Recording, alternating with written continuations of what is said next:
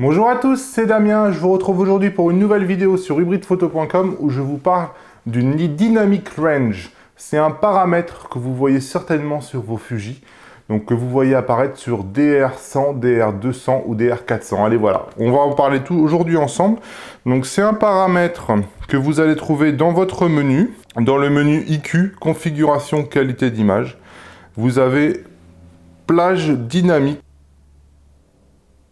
Donc, plage dynamique, vous pouvez le mettre sur auto, DR 100%, DR 200, 200%, DR 400, 400%. Vous allez le retrouver un peu partout. Vous pouvez même le mettre en touche raccourci. Vous allez le retrouver aussi dans le menu Quick, le menu Q, avec la touche Q là sur le côté. Donc voilà, l'idée c'est de vous parler de ce paramètre-là. Comme vous le savez, votre capteur a une plage de dynamique qui est plus ou moins grande. Plus votre capteur est grand, plus la plage de dynamique que le capteur est capable de prendre est grande.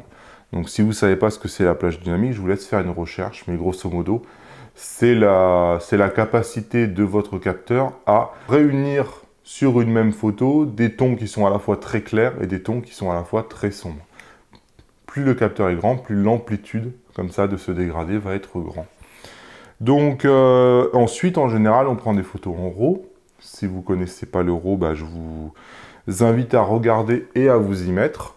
Et ensuite, quand on a fait une photo, on va la développer dans un logiciel, par exemple Lightroom, mais il y en a beaucoup d'autres. Et donc, on a tendance, effectivement, à l'intérieur du logiciel de post-traitement, à post-traiter notre photo de façon à retrouver les hautes lumières, donc à baisser les hautes lumières dans le ciel de façon à retrouver notre ciel, et à monter les ombres de façon à ce que nos ombres soient plus complètement bouchées. Donc c'est un processus qui est assez classique, que la plupart des gens font. On peut faire ça avec les curseurs, on peut faire ça avec les courbes de tonalité, etc. Il y a plein de moyens de le faire. Donc en gros, c'est du HDR, mais avec une seule photo. C'est-à-dire qu'on essaye d'exposer toutes les zones de la meilleure des façons, alors qu'on n'a qu'une seule photo.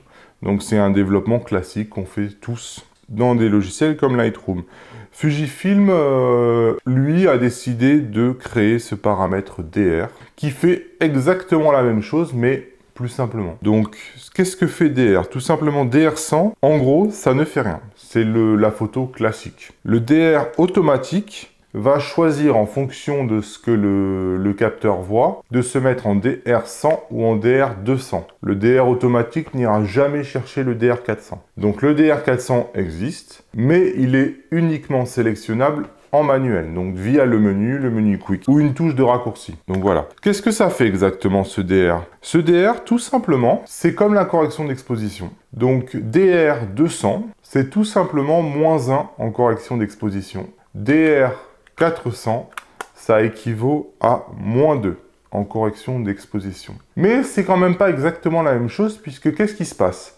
Quand vous mettez en -1 ou en -2, donc vous sous-exposez votre image de -1 ou de -2, donc de 1 ou 2 stops, ça vous permet de complètement maintenir l'ensemble des hautes lumières. Donc en général, c'est toujours presque le ciel, ou une source lumineuse, etc. Donc ça vous permet que votre photo soit pas entièrement blanche sur cette zone-là, et de garder l'information à l'intérieur de votre photo ou à l'intérieur de votre RAW de toutes les textures que présentent les hautes lumières.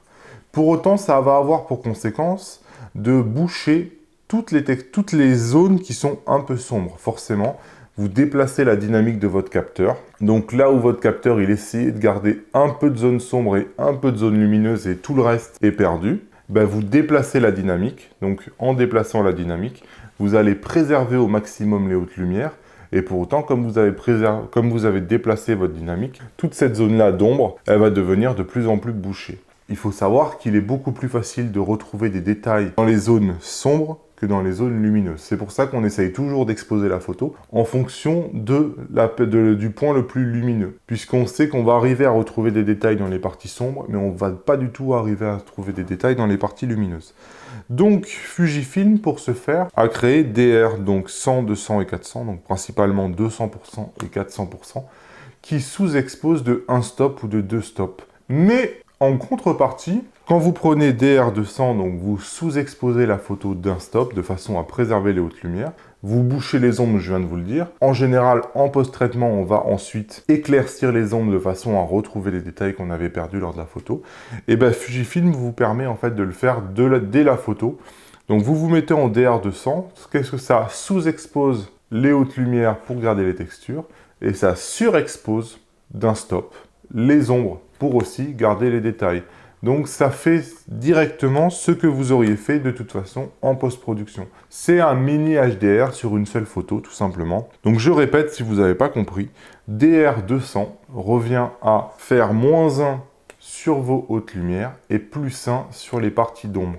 Donc c'est tout simplement une courbe de tonalité qui est modifiée de façon à ce que vous ayez une photo avec les parties lumineuses pas blanches mais en gardant les textures et les parties sombres pas noires mais en gardant les textures. Et le DR400 qui n'est disponible qu'en choix manuel est la même chose mais sur 2 stops. Donc vous faites -2, donc 2 stops de moins sur les hautes lumières et vous faites 2 stops de plus sur les ombres. Je ne l'ai pas plus utilisé comme que ça, j'ai fait quelques tests, mais quand on fait -2, +2, on commence déjà à générer du bruit et à créer des artefacts et des choses comme ça.